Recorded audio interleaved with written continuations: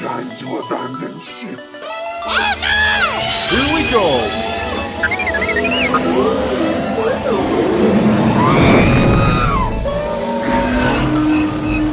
Can I persuade you to join us for a drink?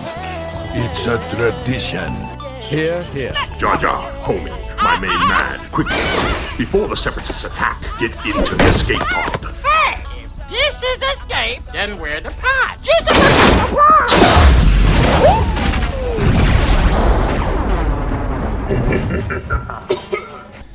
Hey, and welcome back to Star Wars Escape Pod. I'm your host, Josh, and today we are going to be talking about George Lucas, Bob Iger, Disney, Lucasfilm, the whole sale process that George went through of selling the company. There's been a lot of buzz recently online that's been resurfacing old wounds, I guess is one way to say it, for George Lucas.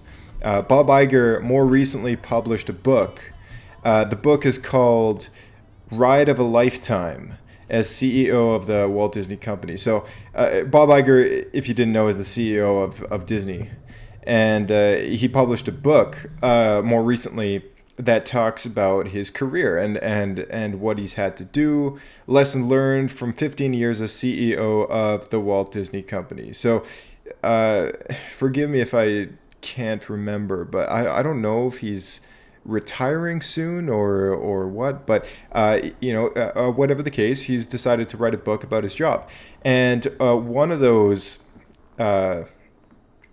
parts in the book that it goes over is it does cover the events of the purchase of Lucasfilm and the ordeal with the sequel trilogy, getting that off the ground, and all that stuff. So I'll read off the description here of the book on Amazon, but it's listed for $17.26 hardcover. Kindle is $14.76. So not that I'm being sponsored or paid to say that. I'm just saying that for your own personal curiosity. It was available on the 23rd, and here reads the summary. A grand vision defined. The CEO of Disney, one of Time's most influential people of 2019, shares the ideas and values he embraced to reinvent one of the most beloved companies in the world and inspire the people who bring the magic to life. Robert Iger became CEO of the Walt Disney Company in 2005 during a difficult time. Competition was more intense than ever, and technology was changing faster than any time in the company's history. His vision came down to three clear ideas: recommit to the concept that quality matters, embrace technology instead of fighting it, and think bigger, think global, and turn Disney into a stronger brand in international markets. 12 years later, Disney is the largest, most respected media company in the world, counting Pixar, Marvel, Lucasfilm, and 20th Century Fox among its properties. Its value is nearly 5 times what it was when Iger took over, and he is recognized as one of the most innovative and successful CEOs of our era. In The Ride of a Lifetime, Robert Iger shares the lessons he's learned while running Disney and leading its 200,000 employees, and he explores the principles that are necessary for true leadership, including optimism. Even in the face of difficulty, an optimistic leader will find the path toward the best possible outcome and focus on that, rather than give in to pessimism and blaming. Courage. Leaders have to be willing to take risks and place big bets. Fear of failure destroys creativity. Decisiveness. All decisions, no matter how difficult, can be made on a timely basis. Indecisiveness is both wasteful and destructive to morale. Fairness. Treat people decently with empathy and be accessible to them. This book is about the relentless curiosity that has driven Iger for 45 years, since the day he started as the lowliest studio grunt at ABC.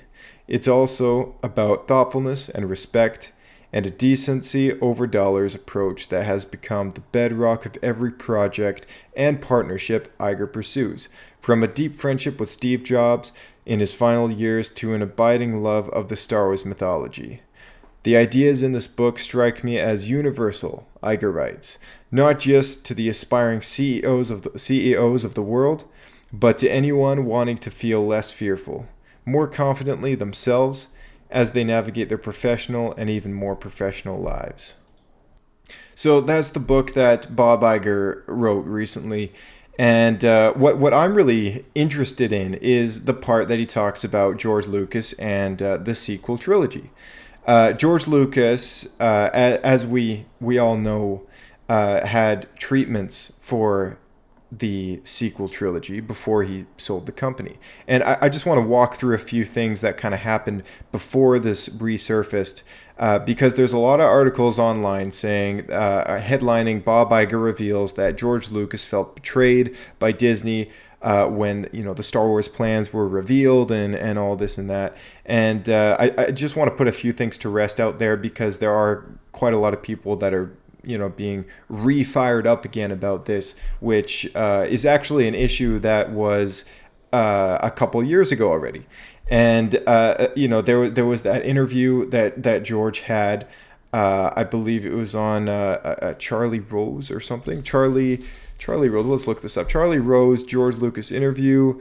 Yeah. So if you Google search Charlie Rose, George Lucas, you'll get a bunch of YouTube videos and clips online that are called "George Lucas Calls Disney White Slavers" in Charlie Rose. So George Lucas in this interview after selling the company talks about this big breakup with the company, with his property, with Star Wars, how he thought Star Wars was, he thought of the world of those films, and he thought of them like his own kids. So he does talk about that to Charlie Rose, and the internet was fired up about it. And I believe he had to issue an apology of some kind later on, because it was just very unprofessional of him at the time to call Disney a bunch of white slavers, and nobody knew why, because there was all this hype for The Force Awakens and all that. And from the get-go, I've always been on the side of George Lucas, and no matter what side it's been on, I've always had a heart for George and what he's brought to this world and what he created, what came out of that amazing imaginative head, as a filmmaker, just what he's done for the industry as a whole, and the technology that he has brought to the planet through Star Wars, through those movies, through his experiments on those movies. And whether he's a good dialogue writer or not, he is a master filmmaker and a legend. And I just wanted to put that out there before I get into all of this, just so you know that I'm not exactly hating on George Lucas here at all. It's quite the opposite. I love George Lucas, and I'm quite a fan. And so we start off, I guess, back when George was considering to sell the company.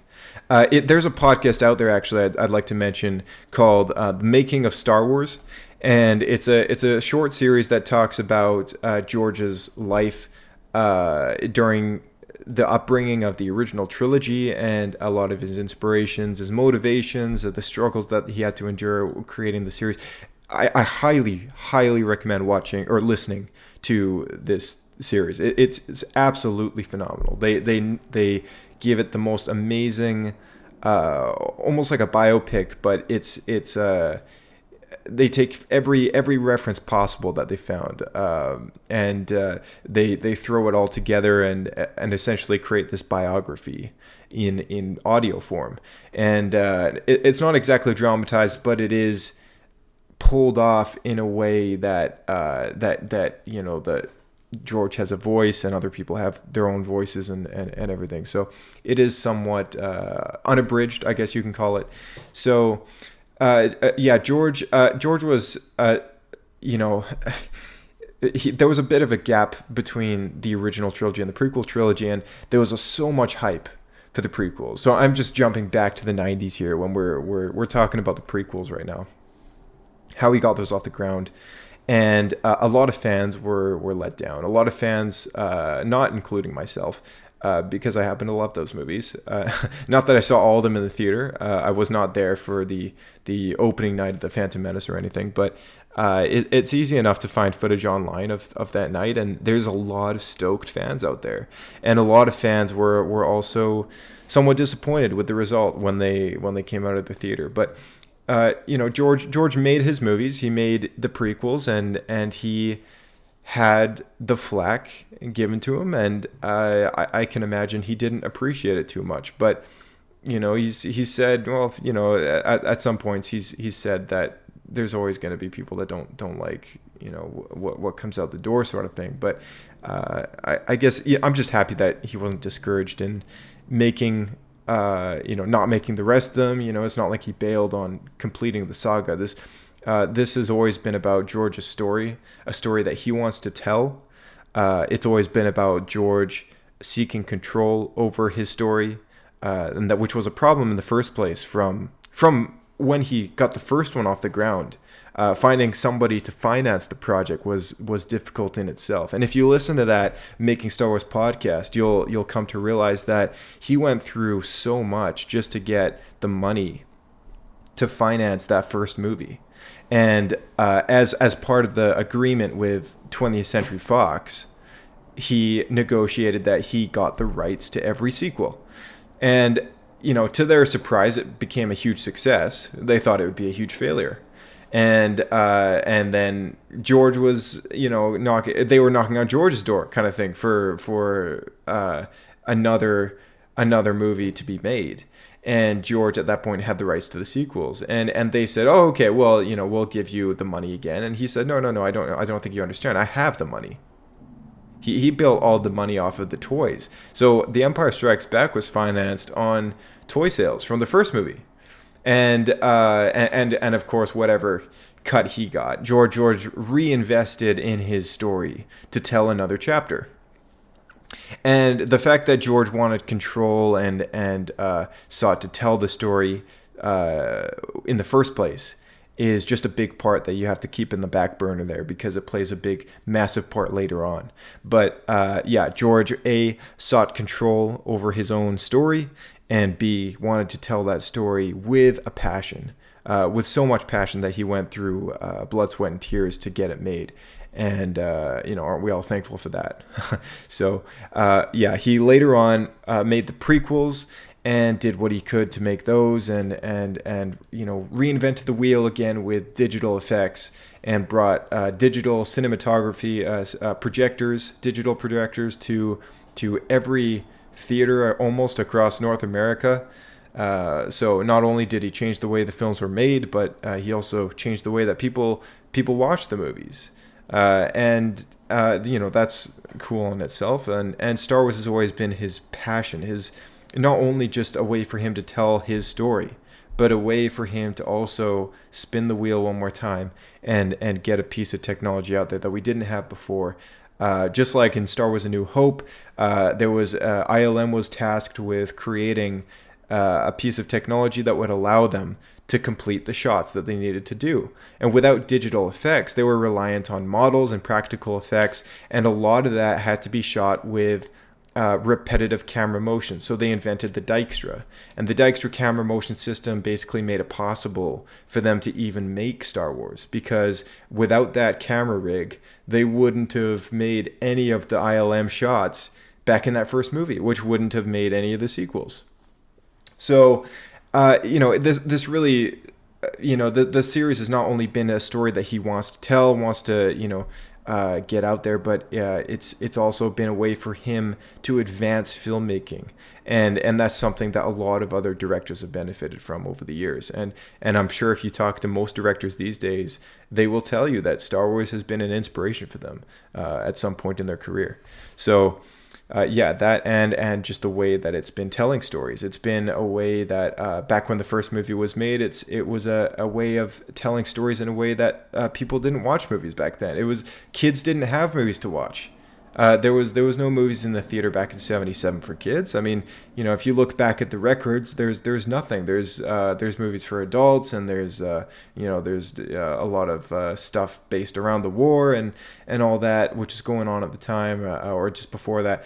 And you really get a sense of, okay, there was no fairy tales, there was no adventures, there was no good kid friendly action films that were out there, and George just made it happen. And he made a movie happen that even adults loved too, because it was so incredibly magical. Something so new that people hadn't seen before. And every single movie that he's done in the franchise so far, under his name at least, he has pulled off something that people have seen as a spectacle. So whether he writes bad dialogue or not, I don't even want to bring that up through the rest of this conversation. I know there's a lot of people out there that do have negative thoughts and feelings towards George Lucas, but I hope that after listening to the Making Star Wars podcast and perhaps what I have to say today, perhaps that you soften up a bit for the situation at hand. So George got a lot of flack for the prequels, and I think that carried through over the years. There was a large gap between when he finished Revenge of the Sith in 2005 and sold the company, which was about let's see here, seven years later. Yeah, I think 2012 the conversation came up that he was selling the company. So it started in 2012 and went through to 2013, which is when the sale was, I guess, finalized or something. But it took 7 years, and in those 7 years he produced the Clone Wars. And I don't know what happened during those years of producing the Clone Wars. A lot of fans loved the Clone Wars. In fact, it was one of the things that there was a huge outcry for when Disney bought the company and canceled the Clone Wars. But, the flack of the prequels still carried over through that time. And I remember having conversations back then with friends of mine who still had negative feelings towards those films. And since then, a lot of those friends have changed their minds.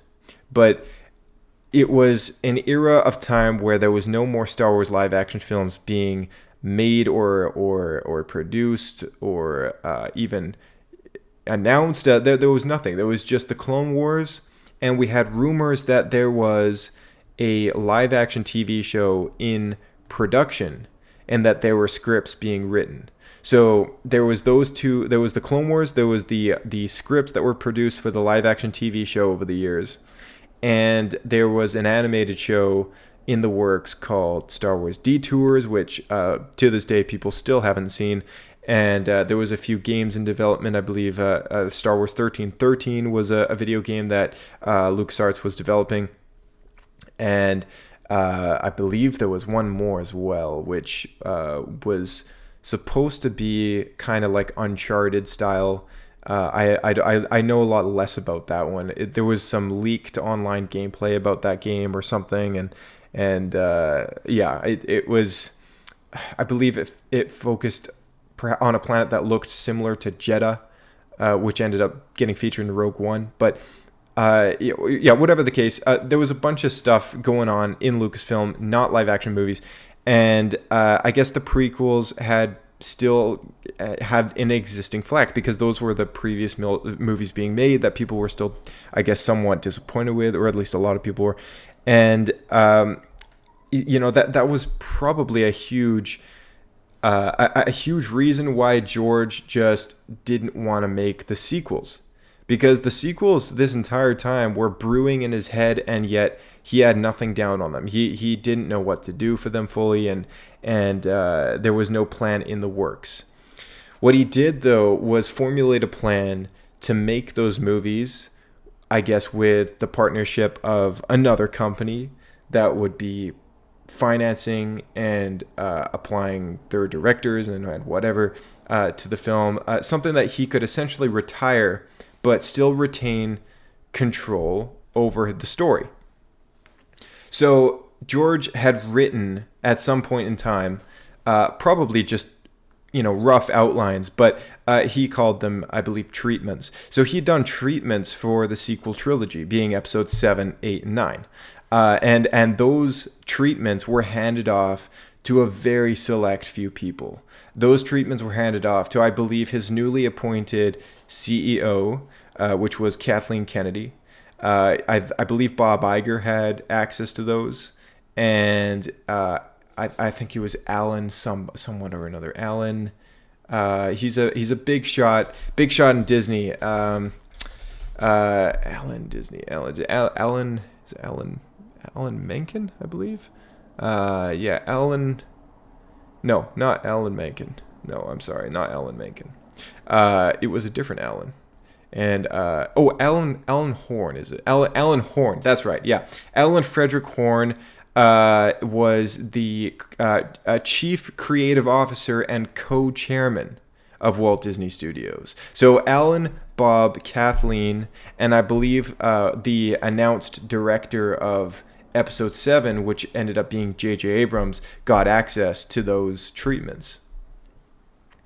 So before selling the company to Lucasfilm, he had made the treatments for the sequel trilogies. You know, he'd given those to Bob Iger and the rest of those four, and basically, you know, expected them to use those in the sequels. And there's a little quote here from Bob online, which basically goes, he says, let's see. Okay, he says, we decided we needed to buy them, the chief exec writes, of the decision made with the studio head Alan Horn, quote, though we made it clear in the purchase agreement that we would not be contractually obligated to adhere to the plot lines he'd laid out. End quote. So, you know, it's natural to assume that Disney would not buy a company that they had to stick to obligations of telling a specific story. It's like here, it's like saying, hey, buy my car, but you can only drive it over there and down the street over here and to the grocery store and back. You know, it's like you can't take all these side streets. It's not for you, even though you've bought my car, you know.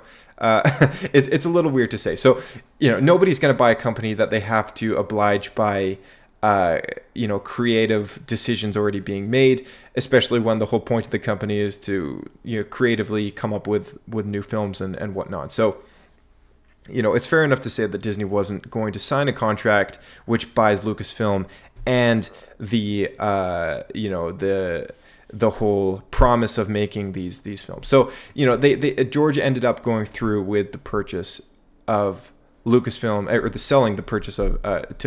selling the company to Disney, who purchased Lucasfilm. So, you know, he went through with it, and it says on this article that I'm using as reference here, it says that.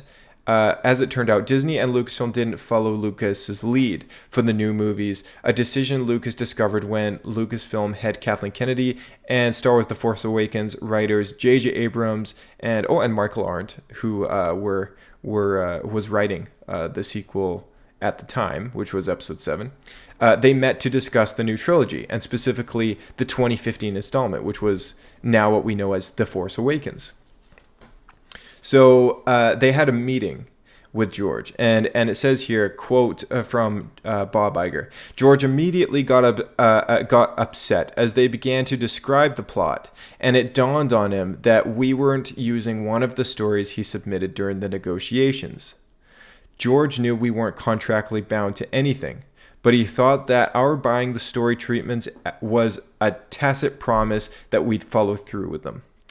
And he was disappointed that his story was being discarded. I'd been so careful since our conversation not to mislead him in any way, and I didn't think I had now, but I could have handled it better. So, he also added, George felt betrayed, and while this whole process would never have been easy for him, we'd gotten off to an unnecessarily rocky start. And, he says that Lucas didn't hide his disappointment. And that's when the Charlie Rose interview came in, I guess, a year or so later.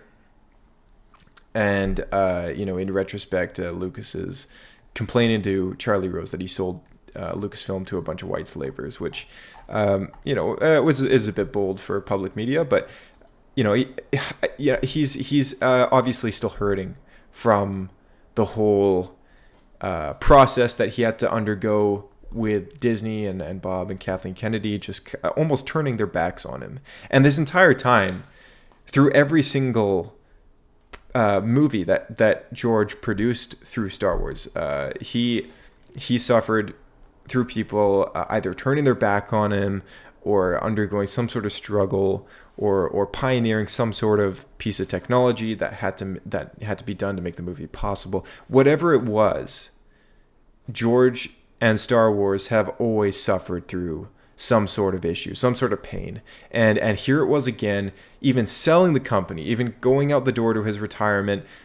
He sold the company anyways with no ties to them having to need to write these sequel treatments that he'd come up with. And yet, here they were bringing him pain by not following his outlines and going with their own ideas and their own script, which now we know as J.J. Abrams and Lawrence Kasdan, who wrote The Force Awakens. So Michael Arndt at this point left the project, or either he got fired or whatever. I don't even know what exactly happened to Michael Arndt. All I know is that Michael Arndt was not involved with the production of The Force Awakens. In fact, I'm just searching up his IMDb right now just to verify that is the case. Oh no, he is credited as a writer on The Force Awakens. Sorry, I apologize about that. So he is accredited as a writer on The Force Awakens. I remember reading an article saying that he had left the project, but perhaps that was not the case.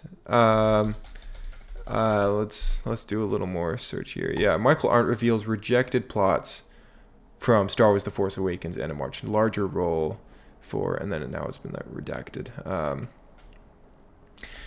So Michael Arndt essentially reveals reveals early draft plot details on The Force Awakens.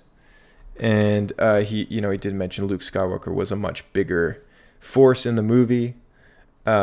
He says, quote, on this article from IndieWire.com, he says, early on, I tried to write versions of the story where Rey is at home, her home is destroyed, and then she goes on the road and meets Luke, and then she goes and kicks the bad guy's ass. Michael Arndt says, quote, it just never worked, and I struggled with this. It was back in 2012. End quote. Apparently, the issue was Luke's presence was always upstaging everyone in the script. And then Michael Arndt says again, it just felt like every time Luke came in and entered the movie, he just took it over. End quote. So, so he says, another quote here. Quote, suddenly you didn't care about your main character anymore because, and then he swears, Luke Skywalker's here. I want to see what he's going to do, end quote. So, the script just didn't work with Michael Arndt. Michael Arndt was helping out with the story, and it just ended up, not working out with him, I guess. He still has the writing credit, I guess, but there is another article online from HollywoodReporter.com, which indeed it says writer Michael Arndt exits Star Wars Episode 7. Director J.J. Abrams and longtime Lucasfilm collaborator Lawrence Kasdan are handling script duties for the franchise's newest installment. So, I guess in the meeting that George had, which was earlier on, he was revealed in the meeting by J.J. Abrams, Kathleen Kennedy, Bob Iger, and perhaps Alan, that they were taking this sequel trilogy in a different direction from what he had. And I believe there were threads that they cycled back in. If you look online or in the Art of the Force Awakens book, you will see some concept art that looks reminiscent of Rey or a very young Ben Solo, perhaps. And I believe the characters were Kira and Sam or something. That's the names that they'd given them, at least. And it was George on another interview said that his versions of the films was supposed to go into a microbiotic world.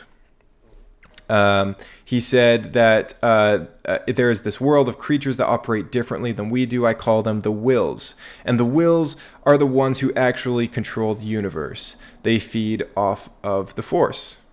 George also says everyone hated it in The Phantom Menace when we started talking about midi-chlorians. And he also revealed that vehicles for the Wills to travel around in. And the conduit is the midichlorians. The midichlorians are the ones that communicate with the wills, and the wills, in a general sense, they are the Force. So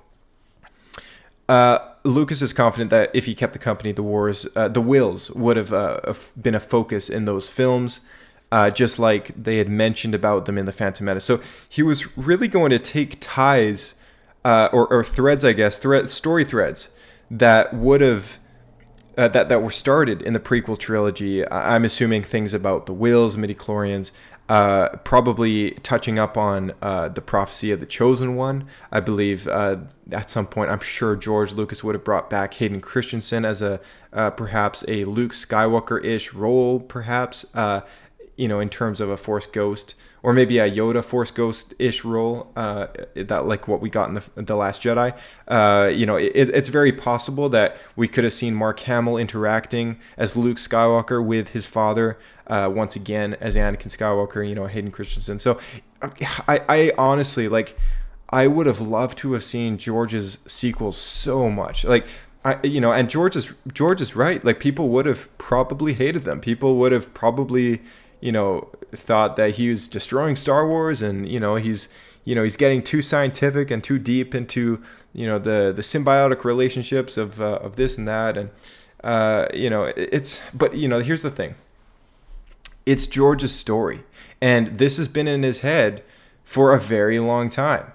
It's not exactly like he just came up with this stuff yesterday. I mean, like, he had a very long gap between Return of the Jedi and the Phantom Menace, and the Phantom Menace took him a longer time to make than I think most of the other movies did. So, from the writing process, he's always had an existing origin for the Force. It's not just what Yoda describes it to be, which is this mystical energy field. It's not what Ben as Ben describes it to be. It is that, but from a certain point of view. And that's where the key is. Like, from the original trilogy, George has always thrown that in there, that everything is what it is from a certain point of view. And his point of view about the Force is something he would have gotten into in the sequel trilogy. And I would have loved to have seen it, because George is the creator, he's the maker, he's the man. And anything that comes out of his head is just, if you're a solid Star Wars fan to the core, I'm sure you would have appreciated those films just as much as you would have with the prequels.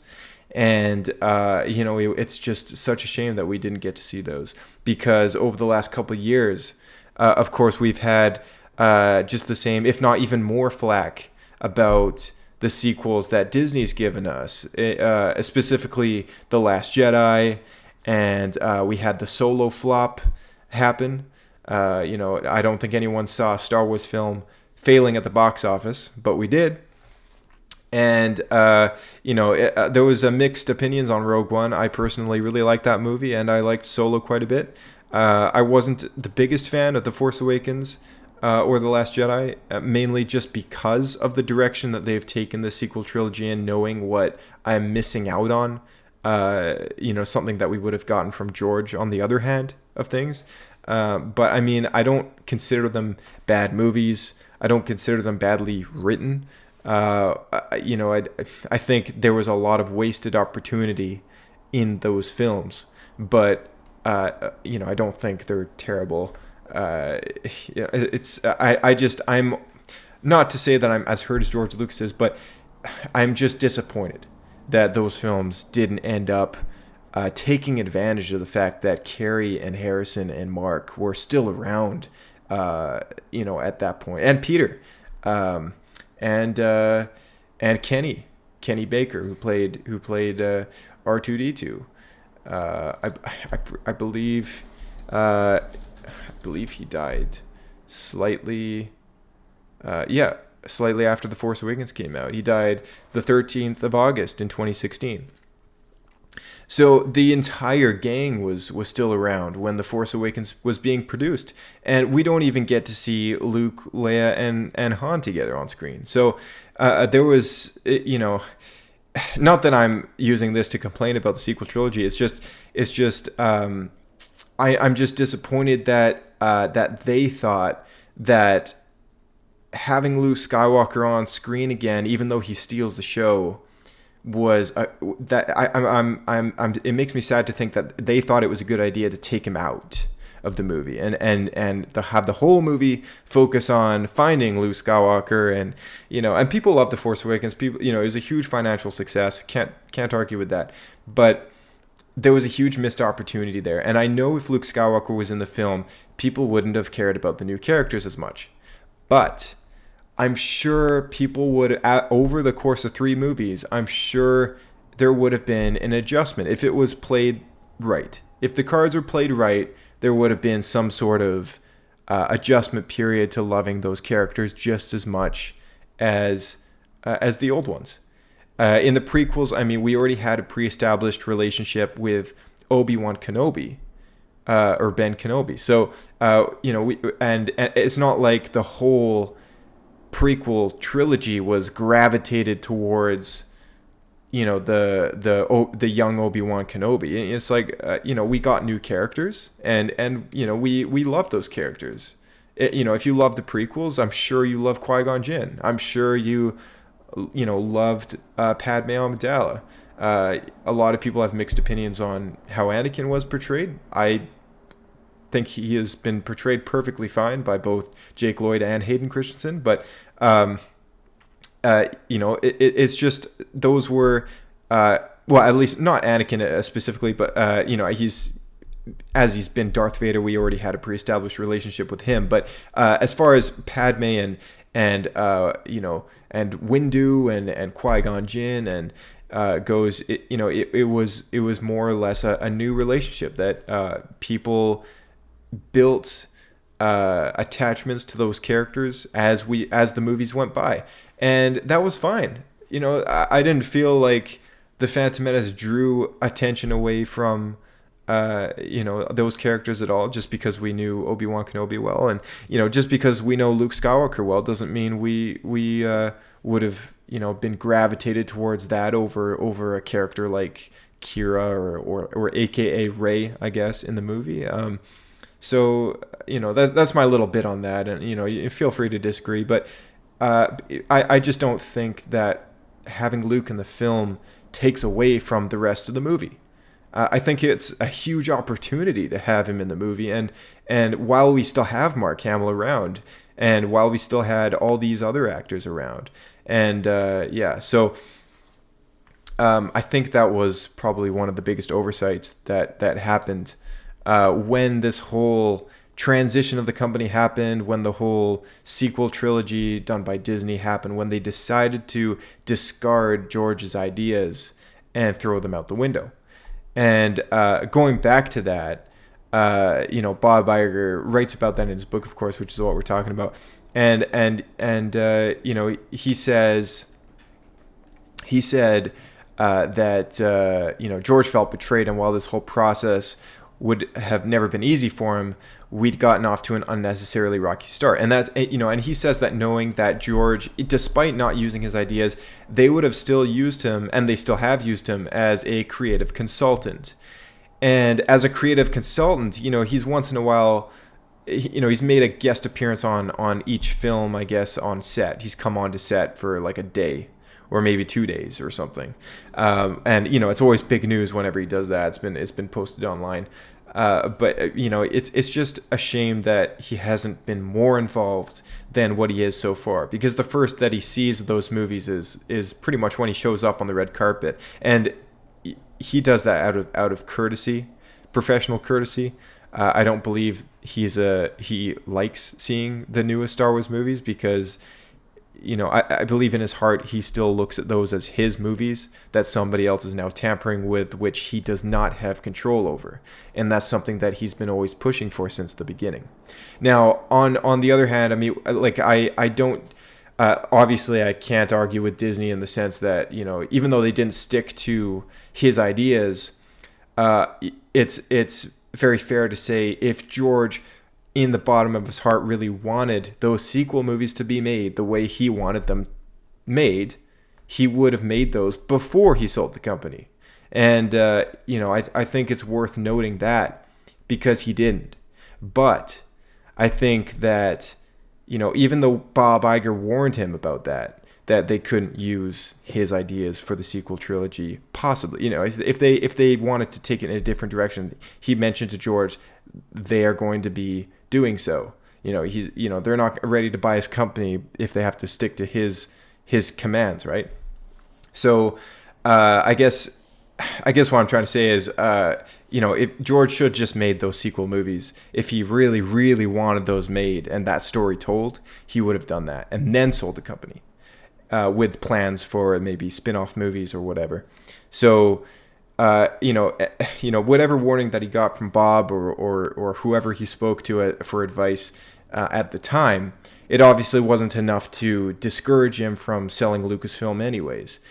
But I think that if the right person talked to him in the time that he was considering selling the company while he was writing those sequel trilogy treatments, I don't believe that he would have sold the company. And I don't believe that if he were to do it over again, I'm convinced if he were to do it over again, he wouldn't have sold the company and he would have stuck with Lucasfilm until he got the sequels out there, and then he would have sold the company.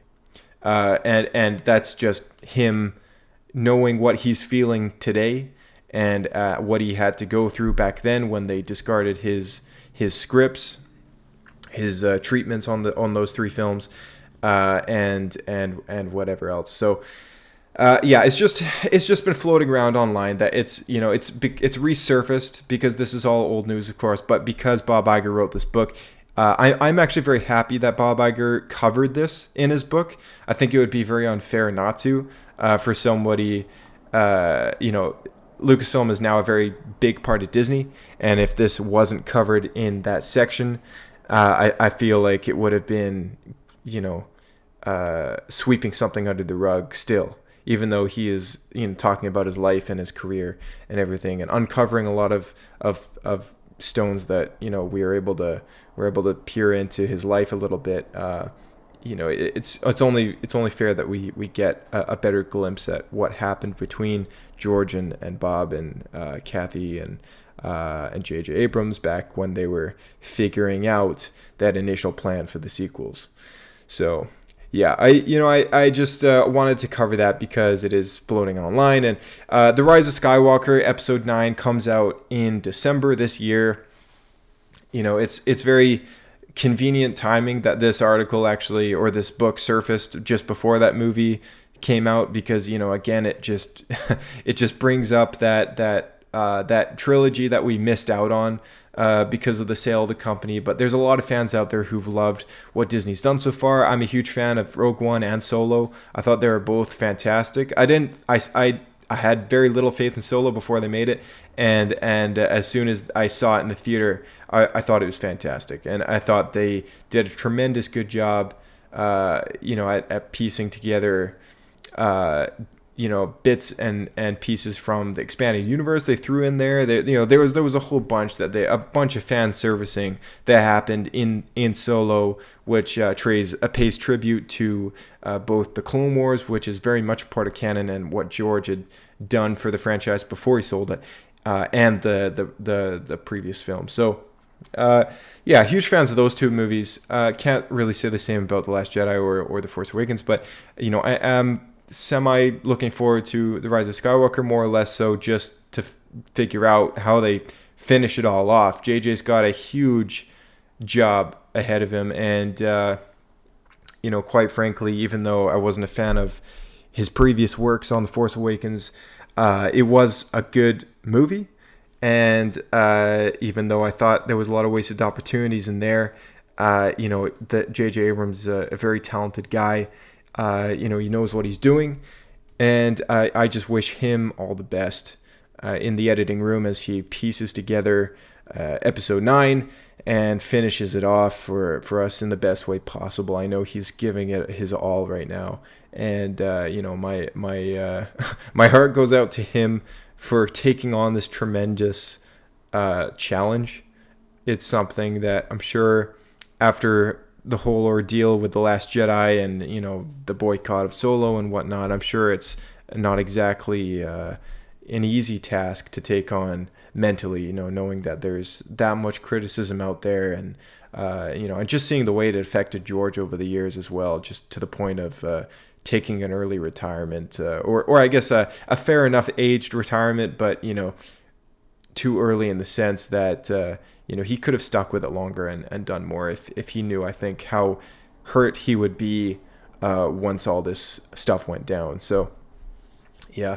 Anyhow, thanks for joining. It's a little bit of a less happy episode, but I did want to address that that news online and whatnot. But either way, thanks again for joining us right here in the Escape Pod, and we're hoping to cover the Clone Wars in chronological order with the next episode.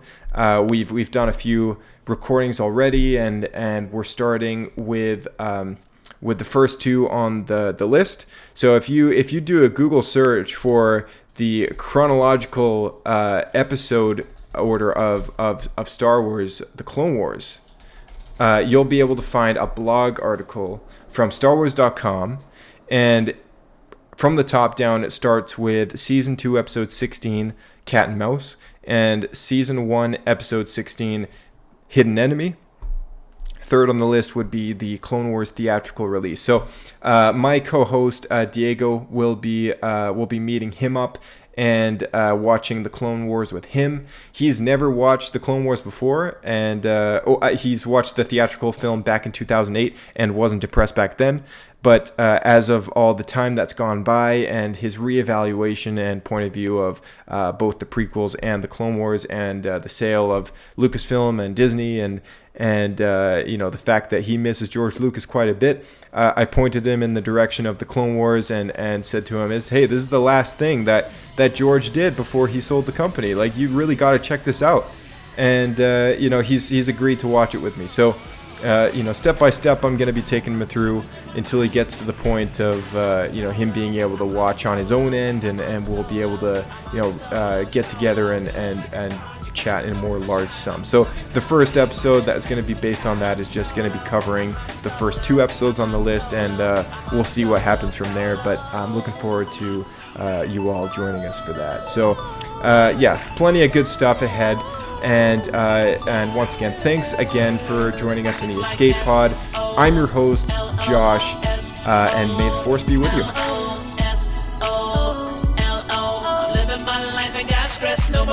I'm putting on my shades to cover up my eyes. I'm jumping in my ride. I'm heading out tonight. I'm solo. I'm hiding solo. I'm hiding solo. I'm hiding solo. Solo. Feeling like a star. You can't stop my shine. I'm